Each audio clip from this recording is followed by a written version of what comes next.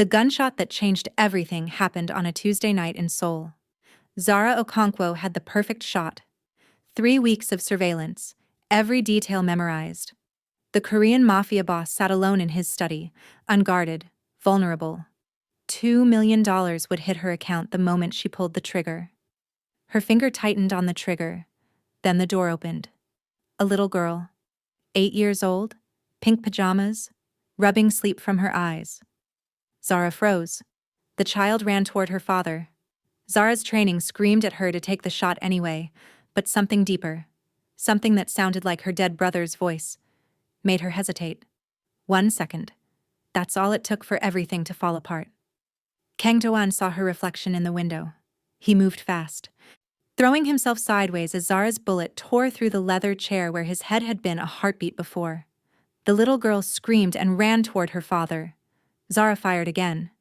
Not to kill, just to wound, to create an exit. But the girl stumbled, fell forward into the bullet's path. The sound of it hitting her small chest was wet and final and wrong. And for the first time in 11 years of killing for money, Zara's hands started to shake. The little girl collapsed, blood spread across pink fabric covered in cartoon rabbits. Her father's roar was something primal as he threw himself toward his daughter's body. Zara's exit was clear. 3 steps to the window, 2 minutes to her motorcycle, 5 minutes to disappear forever. But the child looked exactly like Marcus had. Same age, same small frame. Same absolute trust that adults would keep her safe. Marcus, her little brother.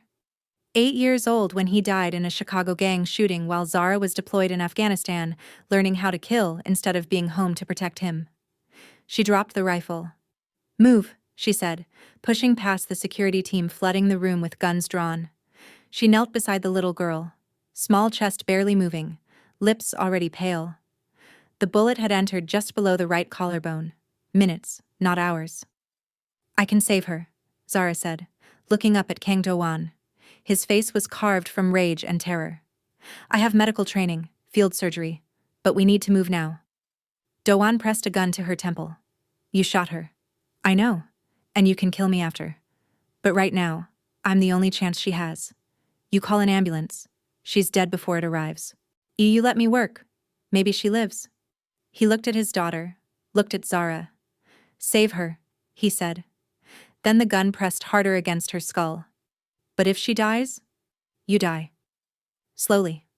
Deal?" Before we go further, I need you to understand something. This story isn't just entertainment. It's about redemption coming from impossible places. About how the worst thing we've ever done can lead to the best thing we'll ever become. If this moves you, hit that subscribe button. Share this with someone who needs to hear it. Because stories like this need to spread. Now let's continue. Zara worked for 3 hours straight in Kang Do-won's safe house medical wing. Her hands moved with precision, extracting the bullet lodged 2 centimeters from the little girl's lung. Every breath was a miracle. Every heartbeat a gift she didn't deserve. Near the safe house was professional, medical equipment that rivaled hospitals, supplies that suggested this wasn't the first time Do-won had needed to patch up bullet wounds off the books. The kind of setup that told you everything about the man standing in the corner with a gun trained on her head. She didn't look at him, couldn't afford the distraction. All her focus was on small hands that reminded her too much of Marcus, on a small face that shouldn't be this pale, this still, this close to death. The wound was worse than she'd initially thought. The bullet had fragmented on impact, sending shards of metal into the surrounding tissue.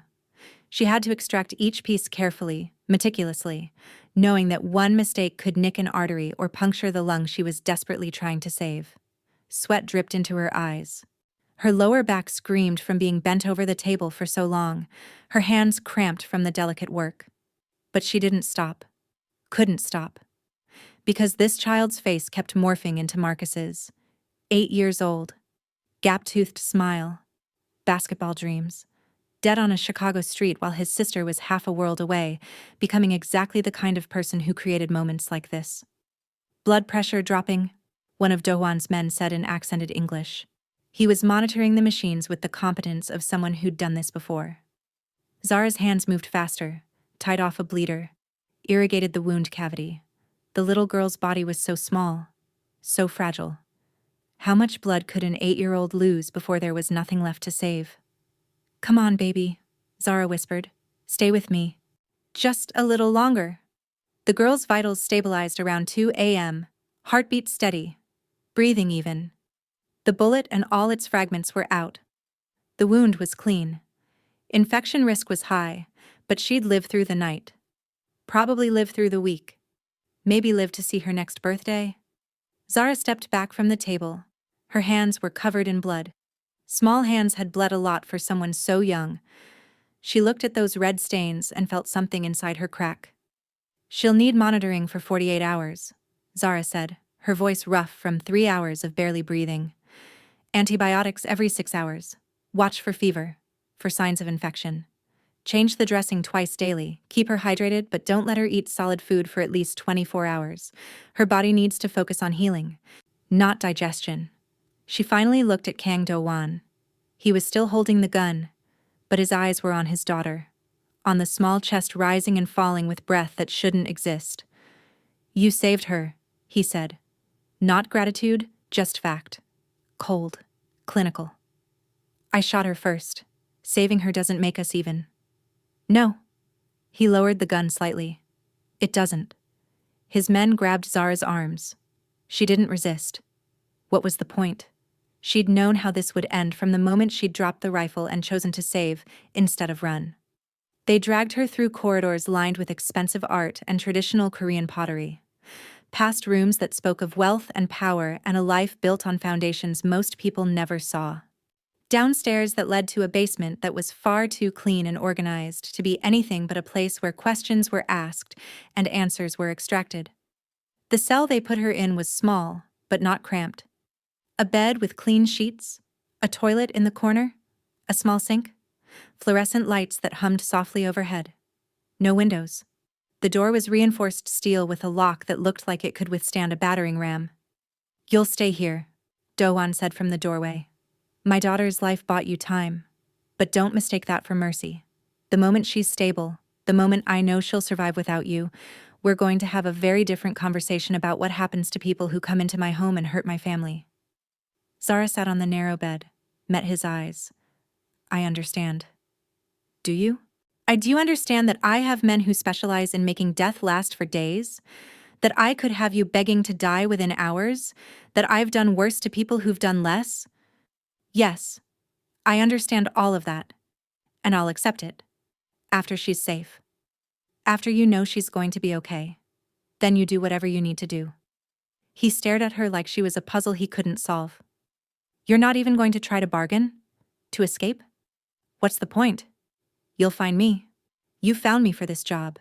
You have the resources, the connections. I run, you hunt me down. At least this way, I know I saved her first. Why? The question was sharp, demanding. Why does it matter? She's nothing to you. Collateral damage in a contract killing. Why throw away your life to save hers? Zara closed her eyes. Saw Marcus. Always Marcus. I would always be Marcus. I had a brother, she said quietly. His name was Marcus. He was 8 years old when he died. Gang shooting in Chicago.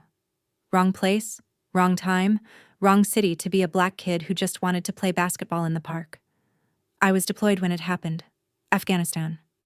Learning how to kill efficiently in service of my country. She opened her eyes, looked at Do-hwan. I wasn't there to protect him. And that broke something in me. Made me into someone who doesn't flinch at pulling triggers. Who can kill and forget and move on to the next contract. But your daughter. She's 8. She's innocent. She reminded me of Marcus. And I couldn't. I just couldn't let another 8-year-old die because of me. The silence that followed was absolute. Zara could hear the hum of the fluorescent lights, and the distant sound of footsteps on the floor above, her own heartbeat pounding in her ears. Her name is So-young, Do-wan said finally, and she's all I have left. Her mother died 4 years ago, killed by a rival gang trying to get to me. They attacked us at a restaurant. My wife threw herself over So-young's body. Took 3 bullets meant for our daughter. Died instantly. He stepped back toward the door. So when you shot her tonight, when I saw her bleeding, I saw my wife dying all over again. I saw everything I failed to protect being taken from me one more time. I saw the only good thing left in my life slipping away because I wasn't fast enough, wasn't careful enough, wasn't good enough to keep her safe. I'm sorry, Zara said, and meant it with every fiber of her being. So am I. The door started to close. Get some rest. In 2 days, when So-young is stable, we'll finish this conversation. The door locked with a sound like a coffin closing.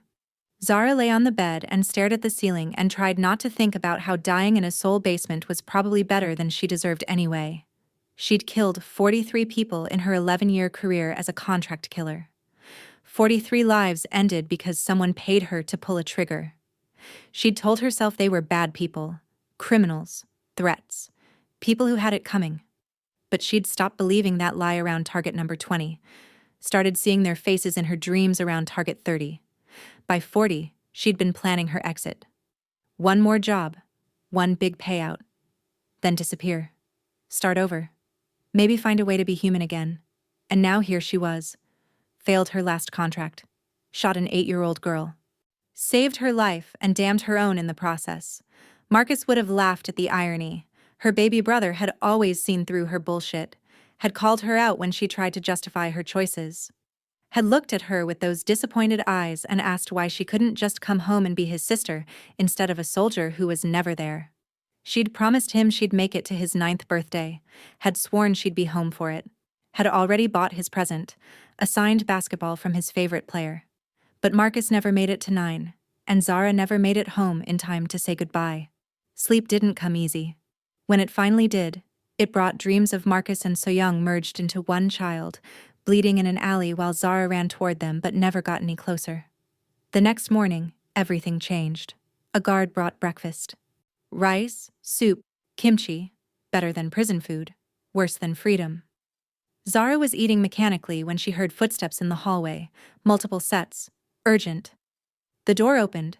One of Do-won's men, the one who'd monitored the vitals during surgery, stood there looking uncertain. "The girl is awake," he said in heavily accented English. "She is asking for you, the tall woman with dark skin, the one who saved her. Boss says you come. Now." Zara stood, her heart pounding. "Is she okay? Did the wound reopen? Is there infection?" "No infection. She is stable. But she wants to see you. Will not stop asking. Boss says you come." They walked through the compound in daylight this time. Zara could see more details. Traditional Korean architectural elements mixed with modern security. Beautiful gardens visible through windows. The compound was massive, probably covering several acres in what had to be one of Seoul's most expensive neighborhoods. Guards watched her pass with expressions ranging from curiosity to hostility. The black woman who'd tried to kill their boss. The American assassin who'd somehow ended up saving the boss's daughter. She was an anomaly, a complication, something that didn't fit into their ordered world. They reached a different wing. Medical equipment beeped softly behind a door. The guard knocked, spoke in Korean, then opened it. So-young's room was nothing like the sterile surgical space from last night. This was a child's room dressed up as a hospital. Pink walls, stuffed animals on shelves. Drawings taped to the walls showing stick figures holding hands under bright suns, a child's life interrupted by violence, trying to maintain normalcy in a medical bed. And in that bed sat So-young, small, fragile, bandages wrapped around her thin chest, IV lines in her small arms. But her eyes were bright and curious and alive. Kang Do-won sat in a chair beside the bed. His gun was holstered but visible. 2 more guards stood by the window. Everyone tense. Everyone watching. "You came," So-young said in careful English, each word precisely formed like she'd practiced. "Papa said you saved me." Zara stood frozen in the doorway. She'd expected anger, fear, trauma. Not this curious, alert child looking at her like she was something fascinating rather than terrifying. "I did what I could," Zara managed. "Papa also said you were the one who shot me." No accusation in So-young's voice. Just that same curious tone. "Why?" The question hit harder than any physical blow. "It was an accident," Zara said. "Not entirely true, not entirely false. I never meant to hurt you. But you meant to hurt Papa." There it was. The child's clarity that cut through all the bullshit. Honesty. This child deserved honesty. Yes, I came here to hurt your father. I was hired to hurt him. But you got in the way. And I couldn't let you die. So I saved you instead. So Jung considered this with the seriousness of someone much older than 8. Her small face scrunched up in concentration, processing information that no child should have to process. Are you sorry? She finally asked. More than you can possibly understand. Okay. Just like that. Simple acceptance that only children possess.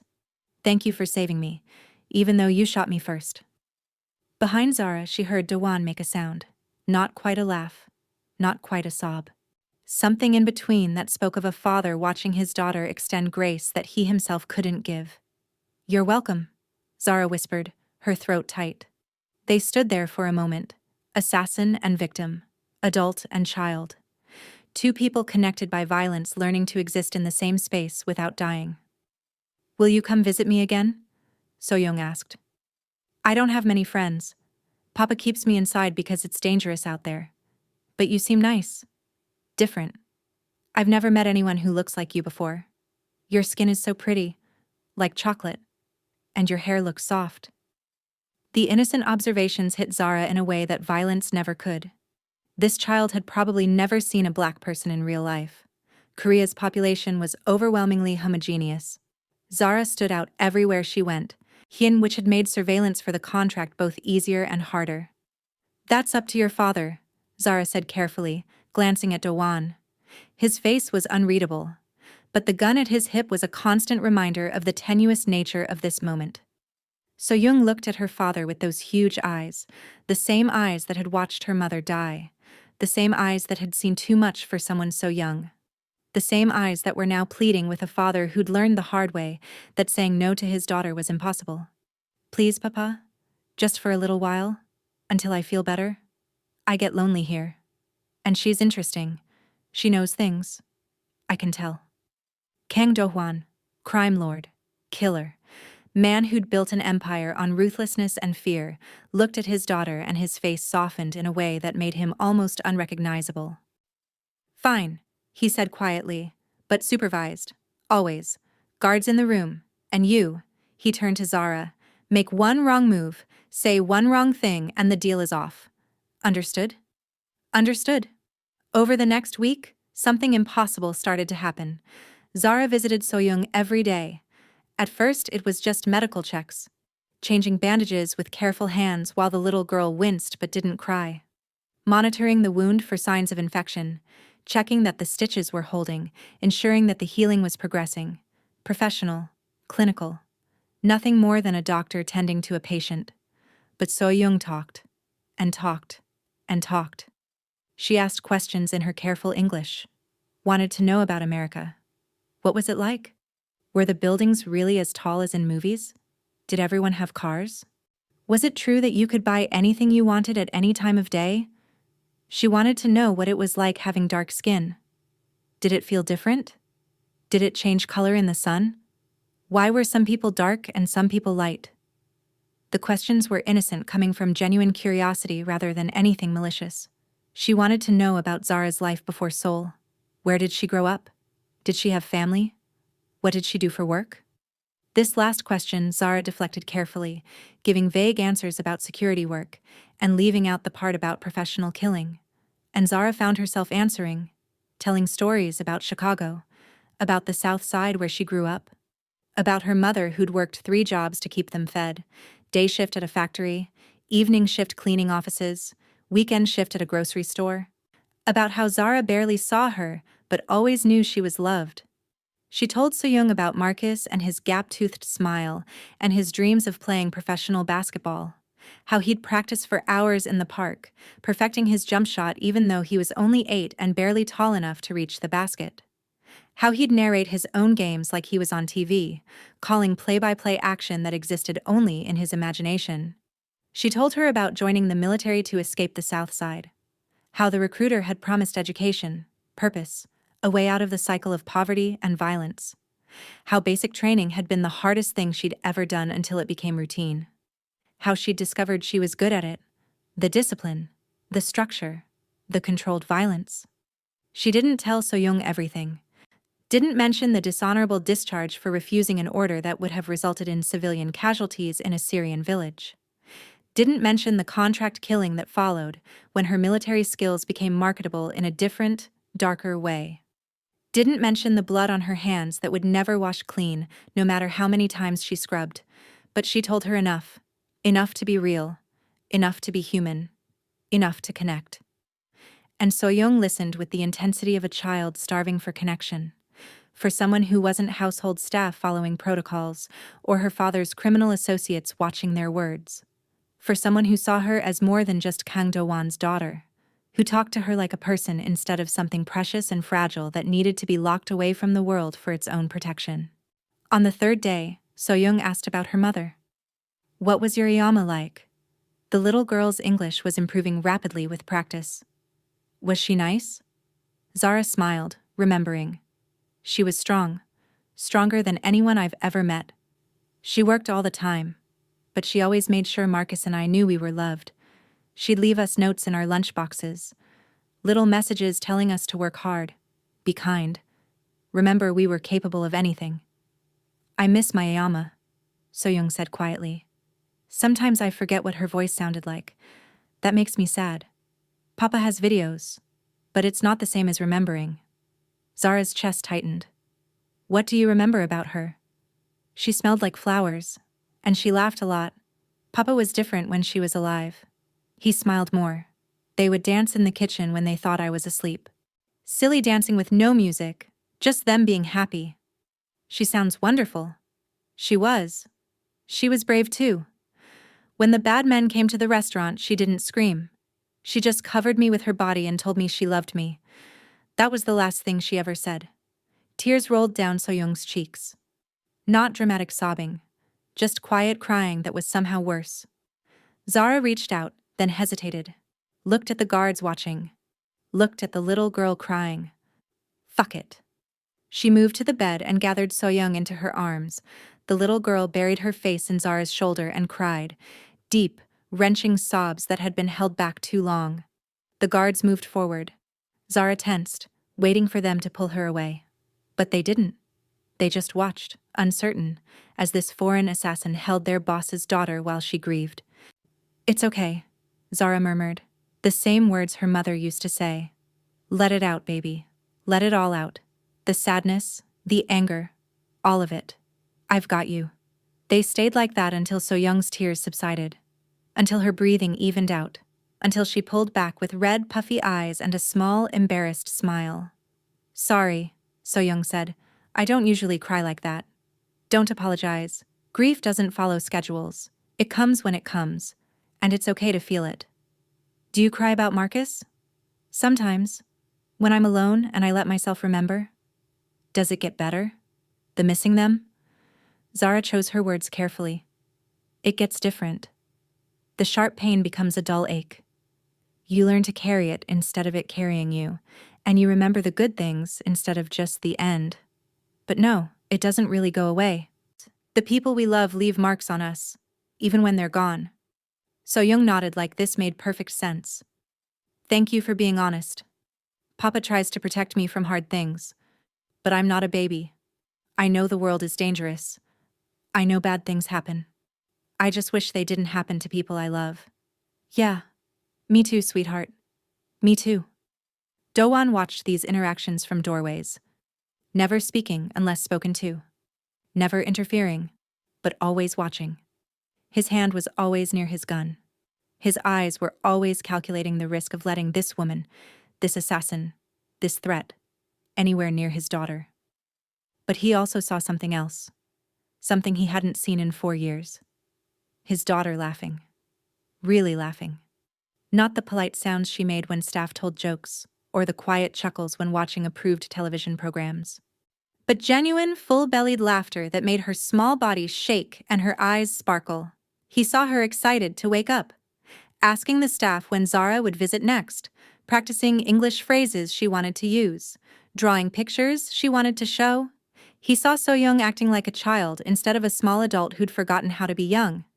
And it terrified him, because his daughter was getting attached to the woman who'd tried to kill him, the woman who'd shot her, the woman who would eventually leave, or die, or disappear, like everyone else in their violent world. On the 8th day, Zara taught Soyoung how to braid hair. She used a doll that had been sitting untouched on a shelf. One of those American dolls with long blonde hair and blue eyes. Probably a gift from some business associate trying to curry favor with the boss by being kind to his daughter. See, you go over under over, Zara demonstrated, her fingers moving through the synthetic hair with practiced ease. It's like weaving. Each strand supports the others. Together they're stronger than they are alone. So-young watched with intense concentration, her small tongue poking out slightly as she focused. Her own fingers were clumsy at first, dropping strands, losing the pattern, getting frustrated. I can't do it, she said, her English slipping back to Korean in her frustration. Yes, you can. It just takes practice. My mom taught me when I was about your age. I couldn't do it at first either, but she was patient. And eventually, my fingers learned. Yours will too. So-young tried again, and again, and again. On the 7th attempt, she completed her first braid. It was lumpy and uneven and would never hold. But it was a braid. I did it. Zara, look, I did it.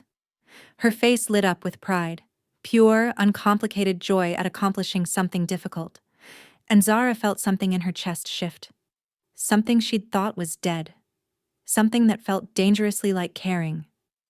You did amazing, Zara said, and meant it. Your first braid. Now you can practice and get even better. Will you teach me more things? Like how to braid different ways? And other stuff? Zara glanced at the guards, at the door where she knew Do-won was probably listening. We'll see. That's up to your father. But in her heart, she was already planning what to teach next. How to make friendship bracelets. How to throw a proper punch. How to survive in a world that would always be too harsh for someone as innocent as this child. That night, Do-won came to her cell.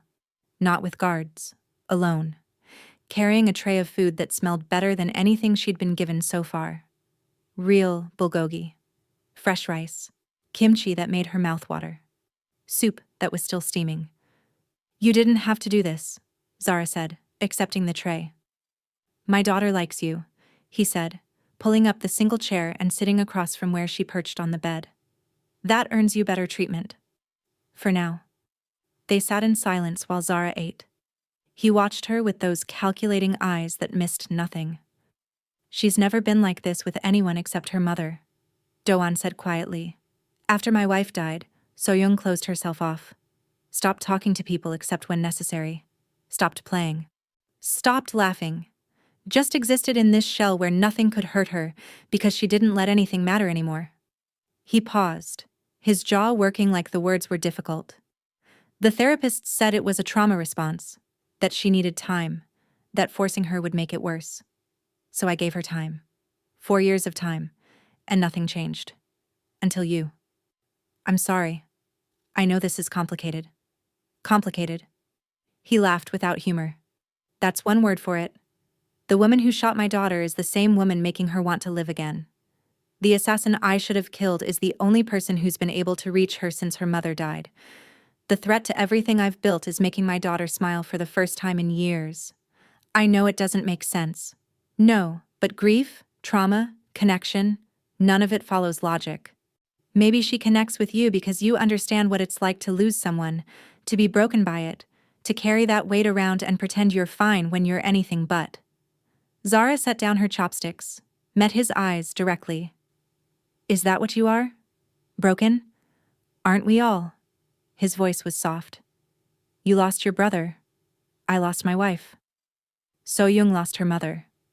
We're all just broken people trying to survive in a world that keeps taking things from us.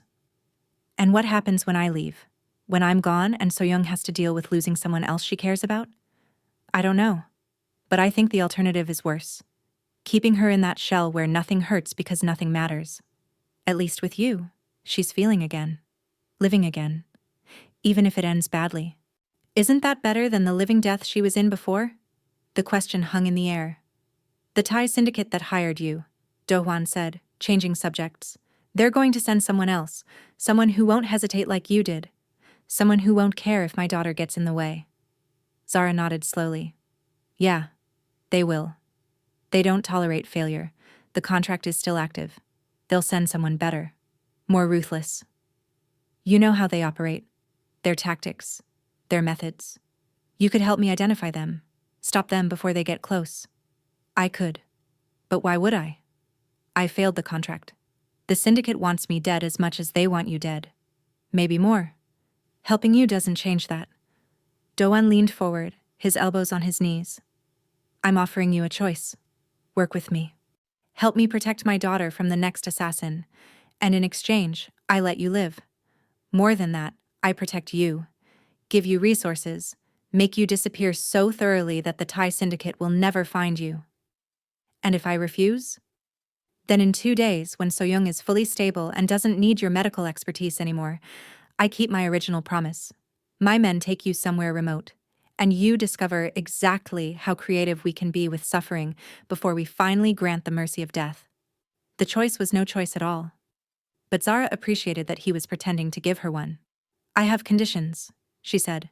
Of course you do. No trafficking, no kids, no innocence. That's my line. I'll help you protect your daughter. I'll help you identify threats. I'll even help you eliminate them if it comes to that.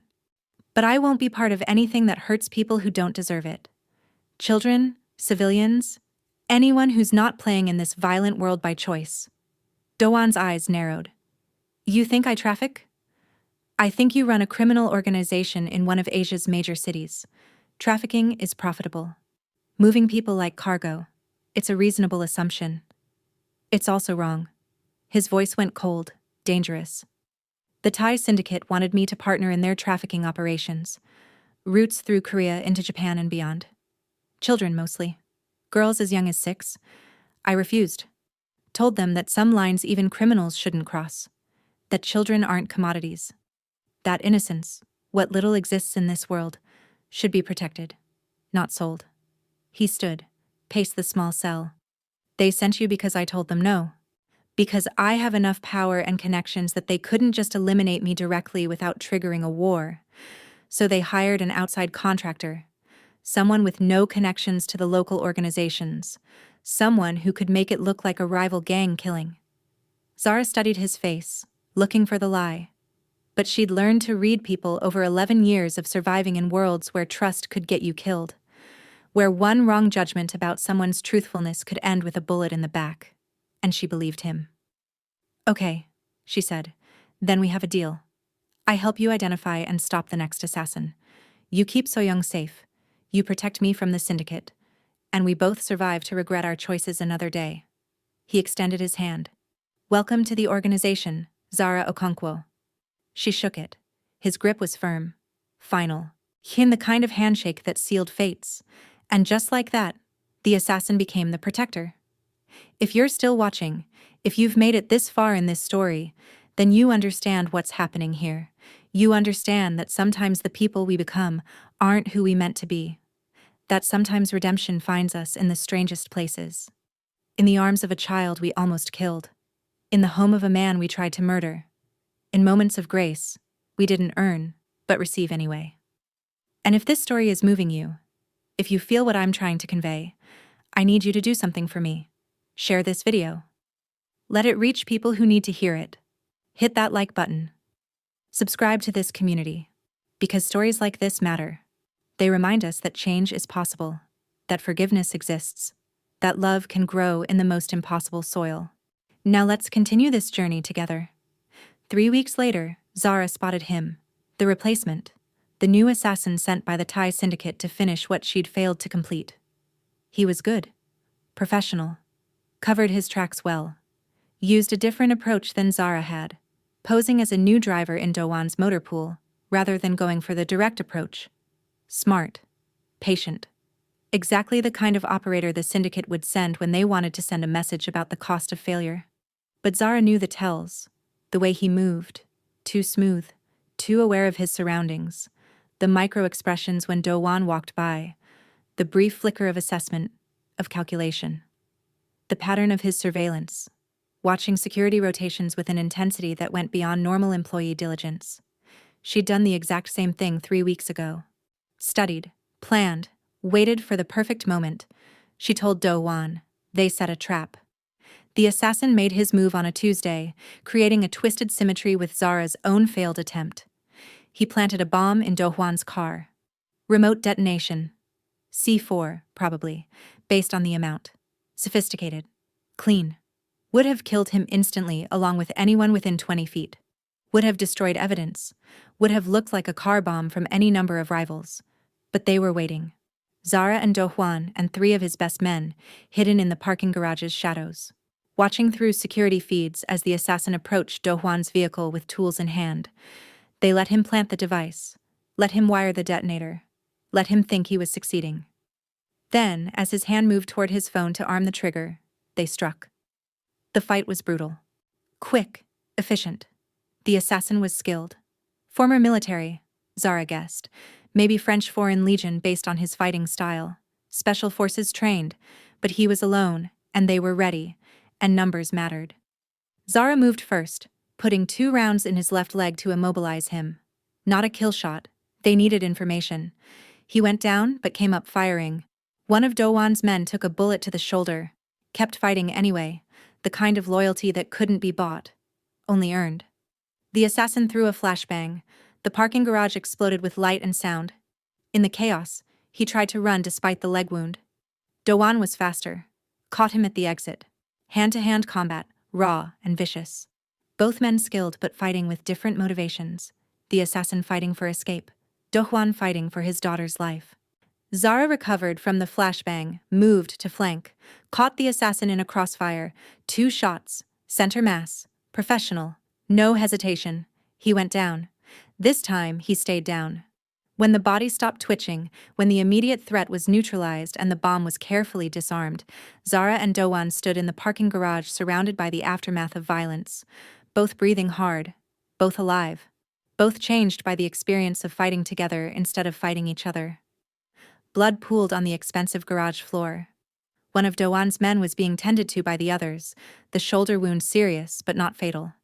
The dead assassin stared at nothing with eyes that would never close. "You're good," Do-hwan said, holstering his weapon. "So are you." There was a moment. Charged. Dangerous. Something neither of them wanted to name passing between them in the adrenaline-soaked aftermath of survival. Then his phone rang. So-young's tutor. Afternoon lessons finished. The little girl wanted to know when Zara would visit next. The moment broke. Reality rushed back in. "We should clean this up," Do-hwan said. "All business again.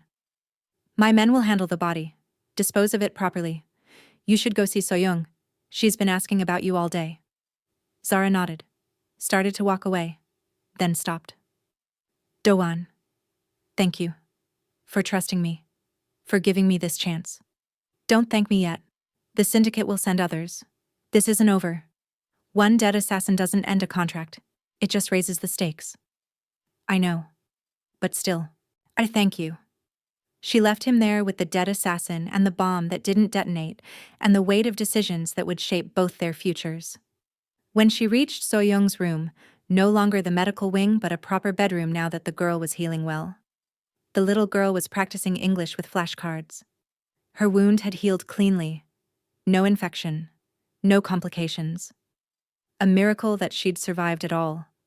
A bigger miracle that she was thriving. "Zara!" So-young dropped the cards and ran across the room, threw her small arms around Zara's waist. "I missed you." And Zara, who'd killed more people than she could count, who'd built walls around her heart so high that nothing could reach her, felt those walls crack a little more. "I missed you too, sweetheart." They spent the afternoon together. So-young showed her the new English words she'd learned, demonstrated her improved braiding skills on the doll, talked about a book she was reading about a girl detective who solved mysteries. "Maybe I could be a detective when I grow up," So-young said. "Find bad people and stop them. Make the world safer, like you do." Zara's chest tightened. "What makes you think I do that?" "Papa told me. He said you work for him now, that you help protect people, that you're one of the good guys even though you did a bad thing once." The simplicity of a child's worldview, where redemption was possible, and one good act could erase one bad one, where the world was still binary enough to have good guys and bad guys. "The world is more complicated than that, sweetheart. I know, But Papa also says that what matters isn't what we did before. It's what we choose to do now. And you chose to save me. So that makes you good in my book. Out of the mouths of babes, they were interrupted by one of the household staff announcing dinner. So-young looked at Zara hopefully. Will you eat with us? Please? Papa usually eats alone, but maybe if you're there, it will be nicer. I don't think that's a good idea. Please? Just this once? Before Zara could refuse, Do-won appeared in the doorway. He'd changed clothes. No more blood-stained garments. Just expensive casual wear that probably cost more than Zara had made on her last 3 contracts combined. She can join us, he said, if she wants to. So Zara found herself sitting at a formal dining table in a Korean mafia boss's home. Eating dinner with him and his daughter like this was somehow normal. The meal was traditional Korean fare, elaborate and delicious. So-young chattered away in a mixture of Korean and English, telling her father about everything she'd learned that day. He listened with the patience of a man who found his daughter's every word precious. Papa, can Zara stay here? Like, live here? Instead of in the basement room? Do-won's chopsticks paused halfway to his mouth. So-young, that's complicated. Why? She works for you now, right? And she's nice. And I like having her around. The house feels less lonely when she's here. Zara started to say something, but Do-won caught her eye, a slight shake of his head. Let me handle this. We'll think about it, he told his daughter. But for now, the current arrangement works. But, So-young. Just her name. Gentle but firm. The voice of a father who knew how to set boundaries even when it hurt. And the little girl subsided. But she looked at Zara with hopeful eyes that made Zara's chest ache. After dinner, after So-young was tucked into bed, Do-won walked Zara back toward her room. Not the cell anymore. She'd been moved to a guest room on the 2nd floor. Still locked from the outside. Still guarded. But more comfortable. More human. She's getting attached, Do-won said as they walked. I know. When you leave, it will hurt her. Probably worse than the bullet wound. I know that too. They reached her door. He stopped, turned to face her. Will you leave? The question was sharp, direct, demanding honesty. Zara met his eyes. I don't know. Every logical part of me says I should. That staying here is dangerous for all of us. That the Thai syndicate won't stop sending people. And that I'm putting So-young at risk just by existing near her. But she makes me feel human again, like I'm more than just a weapon, like maybe I can be someone who builds instead of just destroys. And I don't know if I'm ready to give that up. Do-won stared at her for a long moment. I understand that. Better than you know. Your wife. You felt human with her. Yes. And when she died, I thought that part of me died too. That I'd never feel anything except obligation and duty and the cold calculation of survival. But watching you with So-young, watching my daughter come back to life, I'm remembering what it feels like to hope for something beyond just making it through another day. The air between them shifted, became charged, dangerous in a completely different way than violence. Do-won, and I tried to kill you. I know. This can't work. You and me, whatever this is, it's impossible. Most good things are. He stepped closer. She didn't step back. Tell me to stop, he said quietly. Tell me this is a terrible idea and I'll walk away. I'll maintain professional distance. I'll keep you here only as long as necessary and then help you disappear. Just tell me to stop. She should tell him to stop. Should maintain the distance. Should remember that she was an employee. A former assassin. Someone who'd hurt his daughter and could never deserve his trust, much less anything more. But she didn't tell him to stop. So he kissed her. Soft. Careful. Like she was something precious instead of something deadly. And Zara, who'd built her entire life on being untouchable, unreachable, untrusting, kissed him back. When they broke apart, both breathing hard, the world had shifted irrevocably. Lines had been crossed that couldn't be uncrossed. Choices had been made that couldn't be unmade. This is insane, Zara whispered. Completely, Do-won agreed. Your men will hate it. My past will catch up to us. So-young will get confused about what I am to this family. Probably all true. Then why are we doing this? He smiled. actually smiled. The first time she'd seen that expression on his face, and it transformed him from dangerous crime lord to just a man trying to find happiness in a dark world. Because I'm tired of being afraid to want things, because you make me feel alive, because for the first time in 4 years, and I'm looking at tomorrow as something worth surviving for instead of just another day to get through. Zara's chest ached with something that felt like hope mixed with terror. I'm not good at this. At being someone's person. At staying. At not running when things get complicated. Then learn. We'll learn together. You teach me how to let someone in. I'll teach you how to stay. It should have been impossible. Was impossible. Every rational thought screamed that this was a mistake. That mixing business with personal was always a disaster. That falling for the man she'd tried to kill while living in his house and bonding with his daughter was a recipe for heartbreak. But Zara found herself nodding anyway. Okay, I'll stay. For now. We'll see where this goes. For now is enough. He kissed her again. Deeper this time. Less gentle. More promise. Then he stepped back and walked away before either of them could change their minds. Zara stood in the hallway feeling like her entire life had just shifted on its axis. From assassin to protector. From enemy to ally.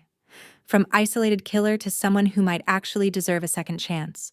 From alone to not quite so alone anymore. She went into her room and closed the door, and for the first time in 11 years, she let herself imagine a future that didn't end with a bullet. 30 days into her new life as part of Dewan's organization, Zara found herself standing in a training facility teaching killers how to kill better. The irony wasn't lost on her. 20 men, all sizes, all levels of experience, all watching her with varying degrees of skepticism and resentment. A black woman, an American, a foreigner. Someone who'd tried to kill their boss and somehow ended up as his trusted advisor and rumored lover. They didn't trust her. Why should they? My name is Zara, she said in English. Dewan stood to the side, ready to translate to Korean for those who needed it. I'm former U.S. Special Forces, 11 years of contract work in 17 countries across 4 continents. I've survived ambushes, assassination attempts, combat situations that should have killed me, and I'm going to teach you how to do the same. One of the men laughed. Big guy, scarred face that spoke of a lifetime of violence, arms like tree trunks, the kind of man who'd spent his life using strength to solve problems. Teach us. You can barely stand upright. The bullet wound from So-young's room had healed. The stitches were out, but it still pulled when she moved wrong.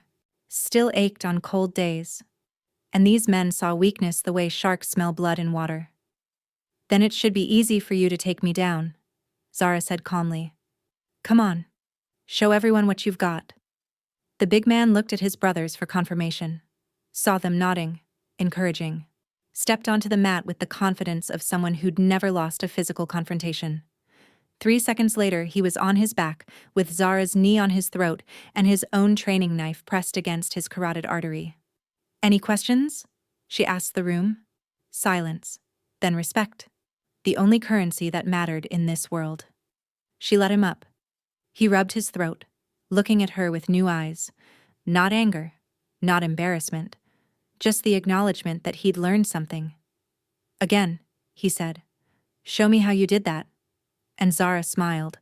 She trained them hard over the following weeks, pushed them past what they thought were their limits, taught them tactics they'd never seen, showed them how to read environments in milliseconds, how to identify threats before they materialized, how to neutralize targets with efficiency instead of brute force. The compound has several training areas, an indoor facility with mats and equipment, an outdoor space for tactical scenarios, even a shooting range in the basement, soundproofed and professionally maintained. Zara ran them through everything: hand-to-hand combat, weapons training, situational awareness, how to disappear in a crowd, how to tail someone without being noticed, how to extract information from reluctant sources without resorting to torture. This last one surprised them. They were used to brutal methods. Pain is a tool. Pain makes people tell you what you want to hear, Zara explained. Not necessarily what's true. Fear is more effective. Understanding what someone values and threatening it. Psychological warfare beats physical every time. She taught them from experience, From years of contracts where information was more valuable than bullets, where knowing your target's routine, their fears, their weaknesses, meant the difference between success and failure. And slowly, grudgingly, they started to trust her. Started to see her as more than an outsider. Started to understand why Do-won had chosen to keep her alive. One of them in particular stood out. Young, maybe mid-20s. Sharp eyes that missed nothing. Quick learner who absorbed every lesson and asked for more. His name was Hun Woo. "Teach me everything," he said to her one day after training, when the others had left. "I want to be as good as you." "Why?" "Because I've seen what happens to people who aren't good enough in this world. They die. And I have a younger sister who depends on me.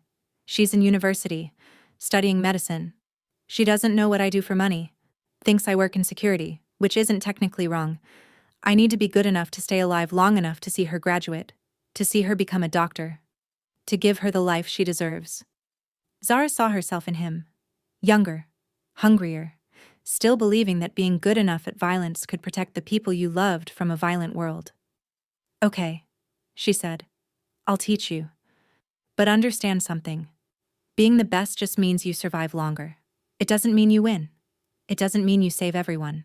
Sometimes being the best just means you're the last one left standing in a room full of bodies wondering what the point of surviving was when everyone else is dead." "I'll take that risk." She nodded, started training him separately. Extra hours before the group sessions, advanced techniques that went beyond what she taught the others, turning him into a weapon that could protect his sister the way Zara had failed to protect Marcus. And through it all, her relationship with So-young deepened. The little girl's wound healed completely, scar tissue formed, a permanent reminder that she'd survived something that should have killed her. She touched it sometimes, tracing the raised skin through her clothes. Not with shame, just acknowledgement that she'd been through something and come out the other side. So-young started asking harder questions. "Why do people hurt each other?" she asked one afternoon while they were drawing together. She'd become obsessed with art lately, drew pictures of everything: flowers, buildings, people. Her mother's face from memory. "Lots of reasons," Zara said carefully. "Sometimes because they're protecting something they love. Sometimes because they're scared. Sometimes because they're broken and don't know how to fix themselves, so they break other things instead." "Which one were you when you shot me?" The question cut deep. 8-year-old wisdom striking at the heart of things. "All three, maybe. I was trying to protect myself by completing a job. I was scared of what would happen if I failed. And I was broken from losing my brother and couldn't figure out how to be whole again." "Are you still broken?" Zara thought about it. Really thought about it. "Less broken than I was. Being here. With you and your father. Learning to be something other than a killer. It's helping the pieces fit back together. Not perfectly. Never perfectly. But better." So-young nodded like this made complete sense. Then she went back to her drawing. Later she showed Zara what she'd been working on. A family portrait. Do-won in the center, tall and serious. So-young beside him, holding his hand. And on his other side, another figure. Tall, dark-skinned, smiling. "That's you," So-young said. "That's our family now." And Zara's heart, that organ she'd thought was permanently calcified, cracked wide open. 45 days into her new life, the Thai syndicate sent their response. Not one assassin this time. 6. A full kill team, professional, coordinated. Military-grade equipment and enough firepower to level a city block. They hit the compound at dawn when defenses were lowest, when people were still waking up, when the changing of guard shifts created vulnerabilities. Zara woke to gunfire and alarm bells and the immediate knowledge that everything was about to end in blood. She grabbed her weapon from under her pillow, a Glock 19 that Do-won had given her 2 weeks ago. Checked the magazine. Full. Chambered around. Moved on pure instinct toward danger instead of away from it. Found Do-won already in the hallway, gun in hand, shouting orders in Korean to his men. His hair was disheveled from sleep, but his eyes were sharp, alert. The man who ran a criminal empire snapping into combat mode. "So-young," Zara said. "Safe room. Already there with 2 guards." They moved together, back to back. A unit now after weeks of training and one actual combat situation. Covering angles. Dropping attackers with the precision of people who'd fought together enough to anticipate each other's movements. The compound was chaos. Bodies fell on both sides. Doan's men were good, well-trained, loyal, but the kill team was better. Fresh. Rested. Prepared for exactly this scenario with escape routes planned and contingencies in place. Blood painted the expensive floors. Smoke filled the halls from explosives that made the walls shake and artwork fall from where it had hung for generations. Zara took down 3 attackers in the first 5 minutes. Headshots mostly. Center mass when headshots weren't available. Clean. Efficient. Professional. Doan dropped 2 more. Hun Wu appeared from a side corridor, protecting the path to the safe room. Putting his training to use with a calm efficiency that spoke of natural talent. But there were too many, and they kept coming. Waves of them. More than 6? Maybe 8? Maybe 10. Hard to count in the chaos. "They're not here for you," Zara shouted over the gunfire. "They're here for me. This is punishment for failing the contract, for joining you. They want me to watch everyone around me die before they kill me. Then we don't give them the satisfaction." An explosion rocked the building's west wing. The structural damage was severe. Parts of the compound were collapsing. Stone and wood that had stood for decades crumbling under modern explosives. "We need to evacuate," Doan said, reloading his weapon with practiced speed. "Get everyone to the east garage. There are vehicles there. We regroup somewhere else. Live to fight another day." They fought their way through smoke and bodies and the wreckage of a home that had stood for decades. Made it to the garage, started loading people into cars. That's when Zara saw him, the team leader. Tall. Professional. Moving through the smoke with purpose and deadly intent, and he wasn't heading for the garage where they were evacuating. He was heading for the safe room, for So-young. "No," Zara breathed. She ran, left Doan shouting behind her, ran back into the burning compound, back toward the child who'd somehow become the most important thing in a world full of death. Found the team leader placing shaped charges on the safe room door. Military-grade explosives. Enough to tear through reinforced steel like paper. Enough to kill everyone inside and ensure they'd never be identified from the remains. "Hey!" Zara's voice cut through the chaos. The team leader turned. Saw her. Smiled with the kind of smile that said he'd been hoping for this moment. The lioness herself. "The broker sends his regards." The broker. The man who ran the Thai syndicate. The man who never left Thailand. The man Zara had worked for 5 years and who she'd betrayed by choosing to save So-young instead of completing the contract. "This is between us," Zara said, her gun trained on his center mass. "Leave the girl out of it." "Can't do that. Orders are clear. Eliminate you and everyone connected to you. Send a message that betrayal has consequences, that the syndicate's reach is long and its memory longer." He pressed the detonator trigger. Nothing happened. While he'd been talking, always keep them talking, create opportunities, Zara had circled slightly, had gotten an angle, had shot the detonator out of his hand with a precision shot that would have been impossible for most shooters.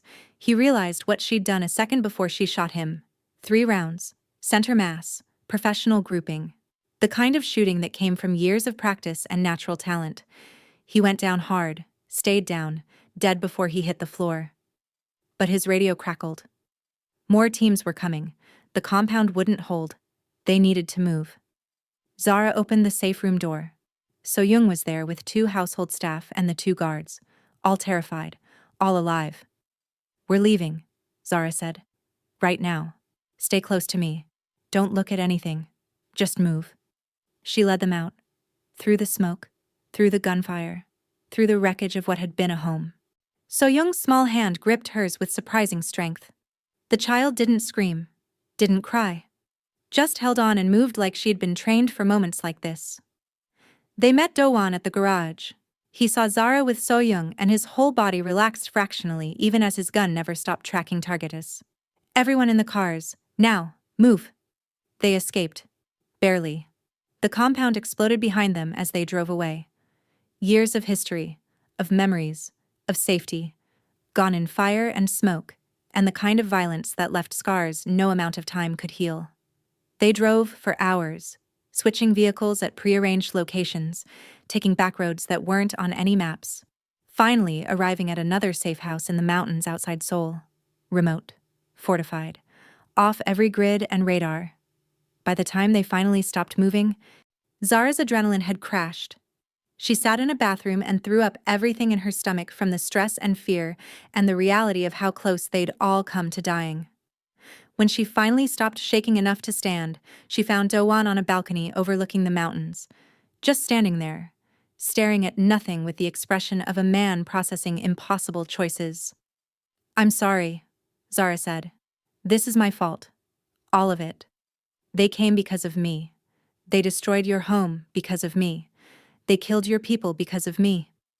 They came because they're predators and we showed weakness. That's not on you." "Yes, it is. Everything that's happened since I walked into your study with a rifle is my fault. I shot So-young. I brought the Thai syndicate's attention to you. I destroyed your home. I put everyone you care about in danger." He turned, pulled her into his arms, held her while she finally broke, while all the fear and guilt and self-recrimination poured out in sobs she couldn't control. "You saved my daughter," he said quietly into her hair. "Twice now. First from your bullet. Then from their explosives. You've fought beside me, protected my people, given So-young a reason to smile again when I thought she'd forgotten how, given me a reason to feel something beyond just surviving. This isn't your fault. This is just the world we live in. And we survive it together or not at all." Zara pulled back, looked at him through tears. "The broker is coming. The team leader mentioned him. That means this isn't over. This was just the opening move. He's making it personal now. Then we make it personal back. We have two choices. Run and keep running until they inevitably catch us. Or we stand and fight. End this permanently." "How do we end it?" "The broker has resources, connections, politicians in his pocket, an entire organization backing him. We can't fight that." "So do I. And I have something he doesn't." "What's that?" Do-hwan smiled. Dark. Dangerous. The smile of a man who'd built an empire and wasn't about to let anyone take it from him. "You. The woman who knows all his secrets, who worked for him for 5 years, who has access to information that could destroy him and everyone connected to him." Zara's mind started racing. Files she'd kept, recordings from meetings, evidence of operations that would bring down government officials in 6 countries if exposed, insurance she'd maintained in case the broker ever turned on her, which he had. "I have encrypted files," she said slowly, the pieces clicking into place. "Everything. Names, dates, locations, financial records, recordings of meetings where officials discussed trafficking routes and payoffs. Enough to dismantle his entire operation and put half the corrupt officials in Southeast Asia behind bars. Then we use them. We leak everything, burn his organization to the ground, force him out into the open where we can get to him. That will make powerful people very angry. People who've been protected by the broker's discretion for years. They'll come after us." "Good. Let them be angry. Let them scramble. Let them realize that some lines shouldn't be crossed, that you don't come after my family and walk away intact, that there are consequences for trying to kill an 8-year-old girl to make a point." It was reckless, dangerous, would create ripple effects neither of them could predict or control. But it was also the only way forward, the only path that didn't end with them running forever or dying in the next attack. "Okay," Zara said, "let's burn it all down." They spent the next 2 weeks planning, Zara accessing her encrypted servers through secure connections, organizing the evidence, building the case, identifying the targets who would fall hardest when the information went public. Politicians in Thailand, military officers in Myanmar, police chiefs in Malaysia, business executives in Singapore, all connected to the broker's trafficking operations, all complicit, all protected by the system they'd corrupted. Do-won used his connections to leak the information strategically, to news outlets hungry for scandal, to law enforcement agencies looking to make names for themselves, to rival organizations who'd love nothing more than to see the Thai syndicate collapse and fill the resulting power vacuum. The fallout was immediate and catastrophic. Arrests across 6 countries within the first 48 hours. Politicians resigning before they could be indicted. Military officers mysteriously disappearing rather than face questioning. business executives claiming ignorance while their empires crumbled. The news cycles were dominated by the scandal. Investigative journalists following leads, international law enforcement coordinating raids, the United Nations calling for investigations into systematic corruption. And through it all, the broker's empire burned. His trafficking routes were exposed, his financial networks dismantled. His political protection evaporated as former allies scrambled to distance themselves, and they waited, because they knew he'd come, knew he'd have to. His pride wouldn't let him hide while his life's work collapsed around him. The message came on day 15. Simple, direct. A meeting. Neutral ground. Seoul's industrial district. An abandoned factory that had sat empty for years after the company that owned it went bankrupt. The broker wanted to negotiate, wanted to end this before more damage was done, wanted to discuss terms. It was obviously a trap, but it was also their chance, the opportunity they'd been creating. The moment when the broker would be vulnerable because he'd underestimated them. They arrived at the abandoned factory with 15 of Do-won's best men, Hun-woo among them. The young fighter who'd trained hard and proven himself capable. Found the broker waiting with 20 of his own people. Everyone armed, everyone tense, the air thick with the promise of violence. The broker looked exactly as Zara remembered. Mid-50s. Silver hair perfectly styled despite the circumstances. Expensive suit that probably cost more than most people made in a month. The kind of man who ordered atrocities over fine wine and slept soundly at night. Zara, he said in English with his slight Thai accent, you've been quite troublesome. You sent a kill team to murder a child. I'd say we're well beyond troublesome. I sent a team to eliminate a liability who failed a contract and then betrayed the organization. Actions have consequences. Surely you understood that when you made your choices. So do yours. How many of your people are in jail right now because I leaked your files? How many more will fall before this is over? His smile was cold, professional. The kind of smile that promised pain. You think this ends with me? I'm one man. The syndicate is bigger than any individual. Kill me and someone else takes over within hours. The work continues. The organization survives. Maybe.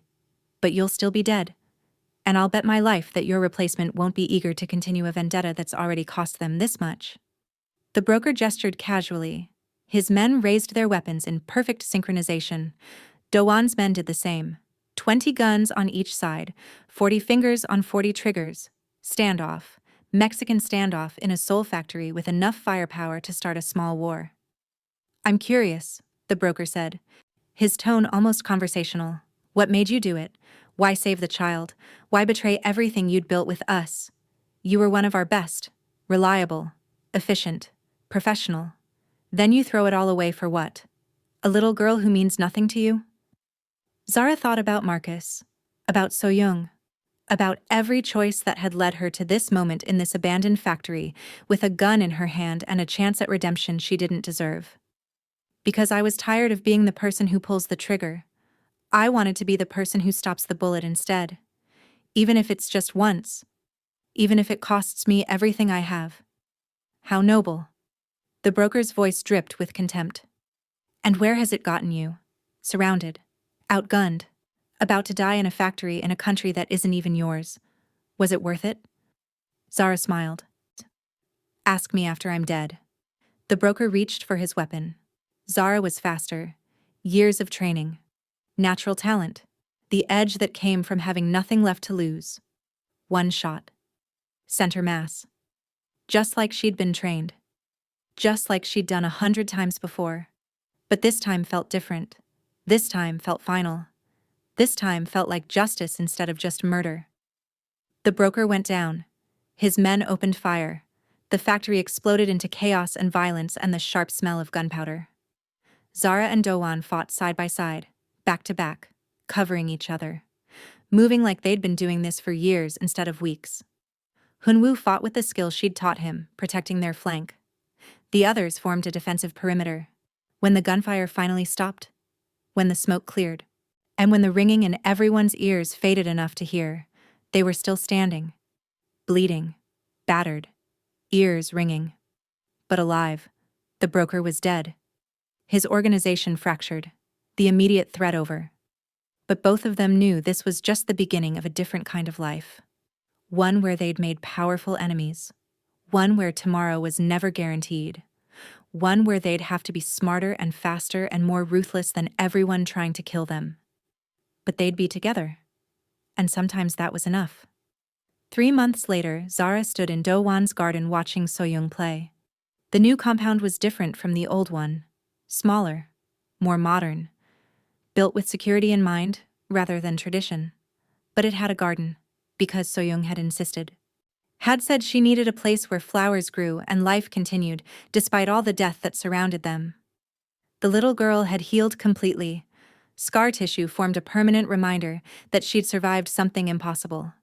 She touched it sometimes, tracing the raised skin through her clothes. Not with shame, with pride, a badge of survival.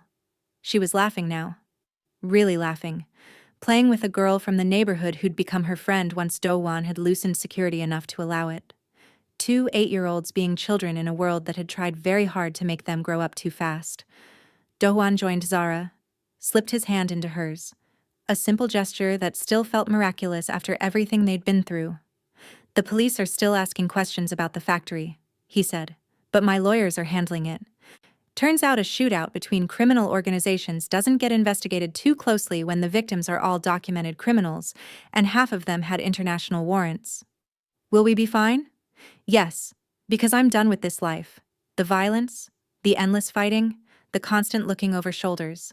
I'm consolidating the legitimate businesses, real estate, restaurants, import-export that's actually legal, selling off the rest to people who can handle the heat.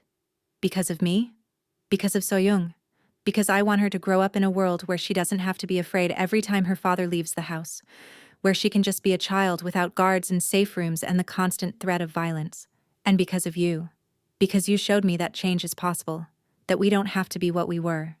That redemption is real if we're brave enough to reach for it. I'm still wanted by law enforcement in 4 countries. Still have a price on my head from what's left of the Thai syndicate. Still dangerous to be around. Then we handle it. Together. The way we handle everything. New identities if necessary. Relocation if it comes to that.